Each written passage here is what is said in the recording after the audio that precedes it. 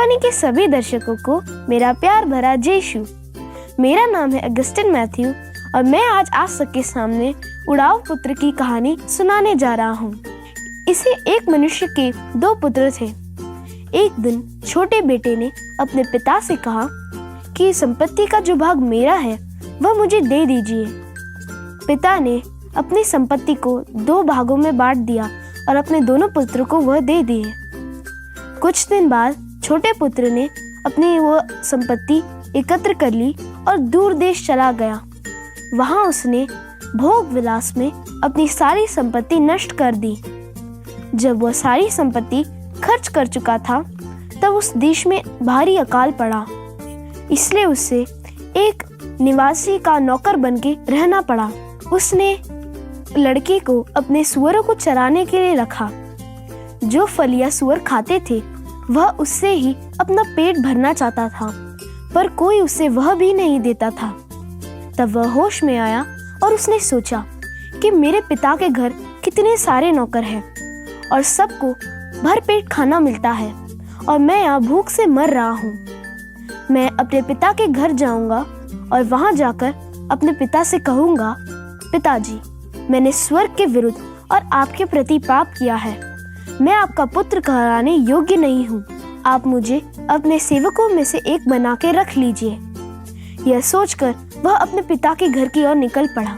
वह दूर ही था कि उसके पिता ने उसे देख लिया और उसके पास जाकर उसका चुम्बन किया।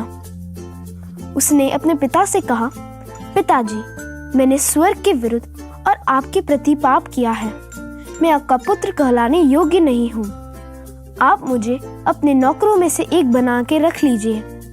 पर उसके पिता ने नौकरों को बुलाते हुए कहा, इसे अच्छे से अच्छे कपड़े पहनाओ, इसकी उंगली में अंगूठी और पैरों में जूते पहनाओ। मोटा बछड़ा मार कर खाओ, हम खाएं और आनंद मनाएं, क्योंकि मेरा जो ये बेटा खो गया था वो फिर से मिल गया है, मर गया था और फिर से जी उठा है। उनका बड़ा बेटा खेत में ही काम कर रहा था। वह जब वापस आया तो उसे द्वार पर गाने बजाने की आवाज सुनाई दी। उसने एक नौकर से पूछा कि यह क्या हो रहा है। तो नौकर ने बताया कि आपके भाई वापस आए हैं और आपके पिता ने मोटा बछड़ा मारकर जश्न का आरंभ करा है। वह यह सुनकर बहुत क्रुद्ध हो गया और उसने अंदर जाने से इनकार कर लिया।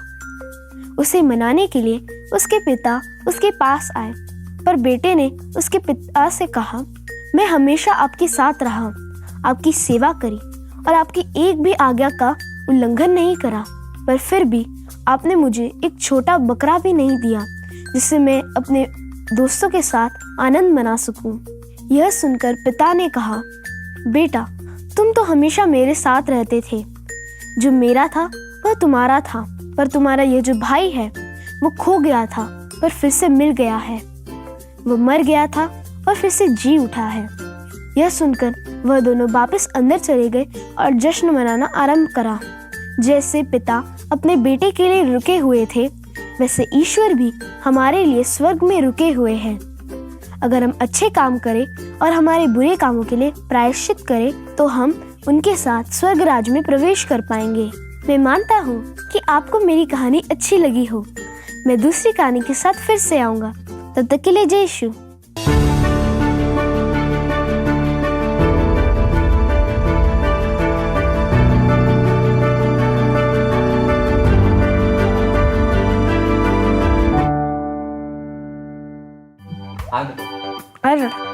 ഈശോനെ ഇതിനകത്തില്ല ഇല്ല नहीं से कुछ दिन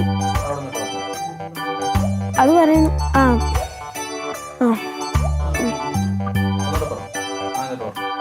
मैं मानता हूँ कि आपको मेरी